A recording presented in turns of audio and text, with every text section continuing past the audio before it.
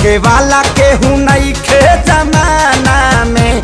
जी हाँ दोस्तों, खेसारी लाल यादव को रोकने वाला अभी तक कोई फायदा नहीं लिया भाई। बहुत लोग बोल रहे थे कि खेसारी लाल यादव का फिर से भाई बाजार डाउन हो गया है और समझिए खेसारी लाल यादव का बाजार खत्म ही हो गया है। लेकिन आप लोगों को इस वीडियो में बताएंगे दो बड़े बड़े धमाका करने वाले हैं खेसारी लाल यादव 1 से 2 दिनों के अंदर भाई। तो सबसे पहले आप लोगों को ये अपडेट दे दूं कि भाई रंग दे बसंती जो खेसारी लाल यादव का फिल्म आने वाला था वो फाइनली आप लोगों के बीच भाई फर्स्ट लुक आ चुका है।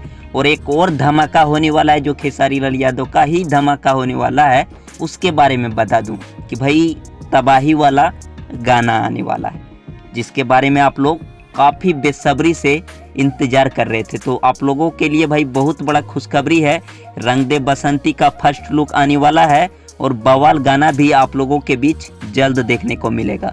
उम्मीद है कि आप लोगों को ये वीडियो अच्छा लगा होगा तो लाइक कर दीजिए। चैनल पे नए हैं भाई तो सब्सक्राइब कर लीजिएगा। मिलते हैं फिर ऐसे ही इन्फॉर्मेटिव वीडियो के साथ। थैंक्स फॉर वॉचिंग भाई, लव यू ऑल।